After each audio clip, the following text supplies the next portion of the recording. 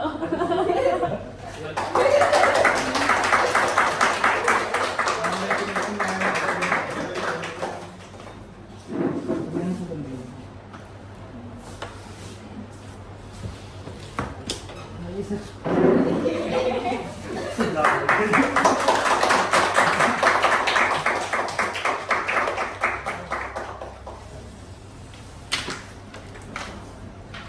बच्चों नसीब पसाना right one.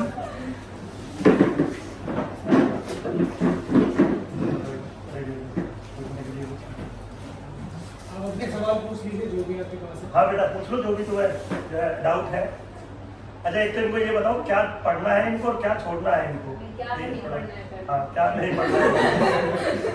मतलब ऐसा फोकस किधर कर सकते हैं। देखो आप स्टार्ट करो पेपर 1 और पेपर 3 से, क्योंकि टफ है पेपर 2 और पेपर 4 के कंपैरिजन में, और सिलेबस थोड़ा ज़्यादा है। सर्वे पे बहुत ध्यान दीजिए। सर्वे सैम्पलिंग में तो इतनी अच्छी पकड़ होनी चाहिए कि मतलब एग्जाम से 1-2 महीना पहले आपको कुछ याद ना करना पड़े, बल्कि आप सिर्फ रिवाइज ही करें। मतलब आप बिना देखे लिख नहीं सारी चीज़ें, सारी प्रूफ, सारी जितनी भी अलग अलग सैम्पल्स हैं। फिर उसके अलावा जीएस पे बहुत ध्यान देना है। जीएस को बिल्कुल भी इग्नोर मत करना, ये समझ कर कि ये तो सिर्फ क्वालिफाइंग है या कुछ।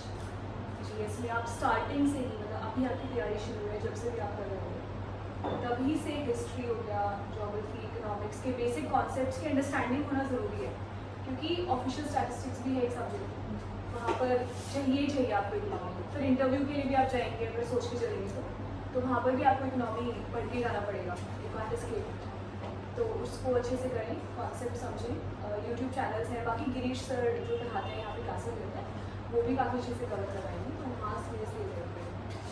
फिर इसके अलावा ऑफिशियल स्टैट्स थोड़ा हो जाता है, ट्रिकी पड़ जाता है, क्योंकि कोई बुक नहीं है, कोई स्पेसिफिक आपके पास सिलेबस नहीं लिखा हुआ उसका। तो उसके लिए जो प्रेस जो रिलीज़ करती है मॉस्टली, उसके नोटिफिकेशंस में आते रहते हैं, उन्हीं से डायरेक्ट पढ़ें। ज़्यादा किसी और के नोट्स पर रिलाई ना करें, क्योंकि वो बारीकियाँ जो डिटेल्स होती हैं ना, वो आप खुद समझेंगे, खुद नोट डाउन करेंगे अपने नोट्स में, तो बेटर है, वो याद ज़्यादा रहता है। ठीक है, बाकी गिरीश सर ऑफिशियल स्टैट्स बहुत अच्छे से कवर करवाते हैं, तो I think that will help you. और इसके अलावा कंप्यूटर भी जो कंप्यूटर वाले सर हैं यहाँ पे, वो अच्छा करवा देते हैं।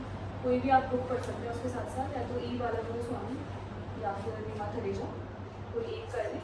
और कुछ टॉपिक्स हैं जो नहीं मिलेंगे उन बुक्स में, वो इंटरनेट से भी फाइंड करें, यूज़ कर लें और दैट्स इट।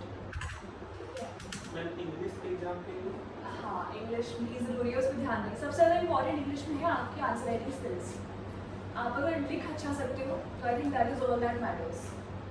उसके लिए आप क्या कर सकते हो कि पहले तो एक जजमेंट लें, अपने आप को मतलब रिव्यू करें अपनी राइटिंग को, कुछ लिख के देखें, पता करें कि आप कहाँ स्टैंड करते हैं फ़िलहाल। फिर उसी हिसाब से जितनी आपको ज़रूरत है कि आपको किस लेवल तक जाना है, आप उस पर काम को करना शुरू करें। जैसे मैं अपनी बात करूँ तो मेरी बहुत बेकार थी राइटिंग स्किल्स, ठीक है, उससे आप कॉन्फिडेंट इन दैट। तो मैंने 1 से 1.5 महीना डेली मैंने लिखा है कुछ ना कुछ। तो आप 50 वर्ड से शुरू करें, 100 वर्ड से शुरू करें, धीरे धीरे करके आप 800 बाद 1000 तक भी चले जाएंगे बहुत फ्लुएंटली। लेकिन बहुत ग्रेजुअली ये प्रोसेस होगा, ऐसे नहीं कि एक दिन में आप बहुत बढ़िया लिखने लग जाए। स्ट्रक्चर पे थोड़ा ध्यान दें। जब आप कोई ऐसी वगैरह लिखना शुरू करें तो उसमें ना अपना टाइम ऐसे डिवाइड करो कि पहली 10 मिनट या 15 मिनट हम सिर्फ ब्रेनस्टॉर्म करेंगे। मतलब कोई हमने टॉपिक पढ़ा और उसके जो भी पॉइंट्स आपके दिमाग में आते जा रहे हैं, किसी सीक्वेंस में आ रहे हैं नहीं आ रहे हैं, डज नॉट मैटर, आप उनको नोट डाउन कर लें। फिर उसके बाद आप उसका स्ट्रक्चर बनाएं अपने 10 मिनट कि हम इंट्रोडक्शन में ये इंक्लूड करेंगे, फिर हम अगला पैराग्राफ इसके ऊपर बनाएंगे, अगला पैराग्राफ इसके ऊपर बनाएंगे और कंक्लूजन में ये होगा। फिर उस 10-20 मिनट के बाद फाइनली आप लिखना शुरू करें, तो दिस विल हेल्प यू। एक पूरा अलाइनमेंट हो जाएगा आपके सामने, आप सिर्फ हैप्पीज़ार्ड मैनर में, ऐसा नहीं कि कुछ भी लिखते चले जा रहे हैं, तो वो हेल्प करता है। ठीक है, बाकी जीपीटी वगैरह का इस्तेमाल करें अच्छे से। मैंने चैट जीपीटी इतना यूज़ किया है अपनी पूरी प्रिपरेशन में, ठीक है।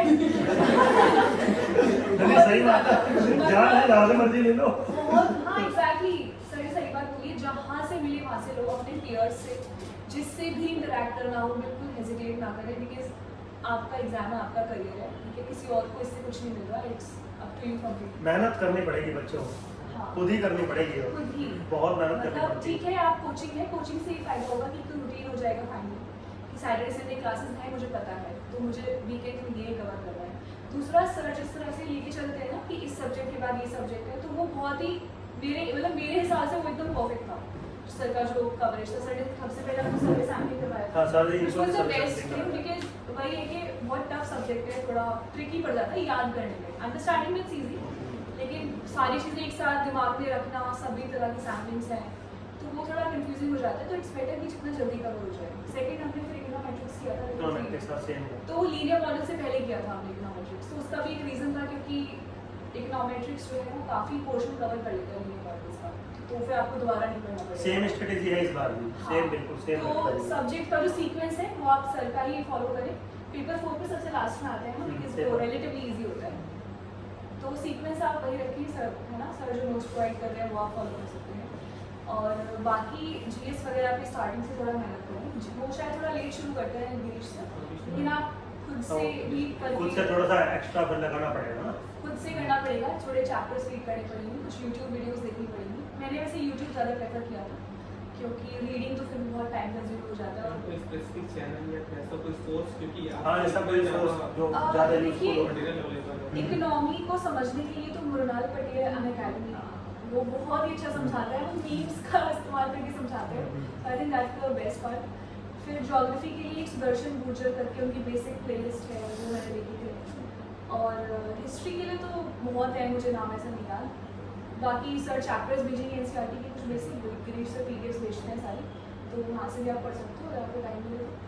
और बाकी पॉलिटी, वो तो लक्ष्मीकांत को स्टैंडर्ड बुक है, यू कांट एस्केप इट, ठीक है। पॉलिटी अच्छे से करना, क्योंकि इस बार थोड़े टिपिकल क्वेश्चन थे जनरल स्टडीज, इतना आसान नहीं था लास्ट ईयर का मेरे हिसाब से।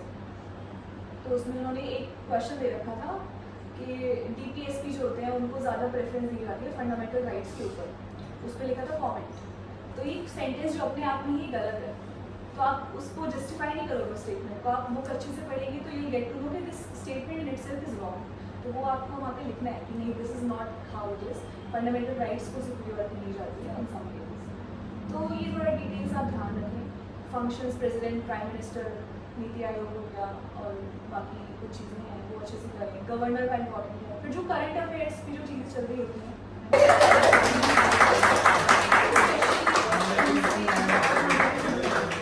जैसे अभी ECI election commission of India को मसला न्यूज़ में था, तो उसका पूरा पढ़िए कि कौन से आर्टिकल में कौन से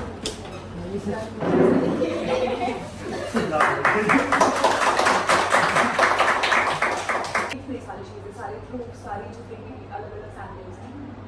फिर उसके अलावा जीएस पे बहुत ध्यान देना है, जीएस को बिल्कुल भी इग्नोर मत करना, ये समझ कर ये तो सिर्फ क्वालिफाइंग है कुछ। जीएस में आप स्टार्टिंग से ही, मतलब अभी आपकी तैयारी शुरू है, जब से भी आप कर रहे हो तभी से हिस्ट्री हो गया, ज्योग्राफी, इकोनॉमिक्स के बेसिक है, कोई स्पेसिफिक आपके पास सिलेबस में लिखा हुआ उसका नहीं है।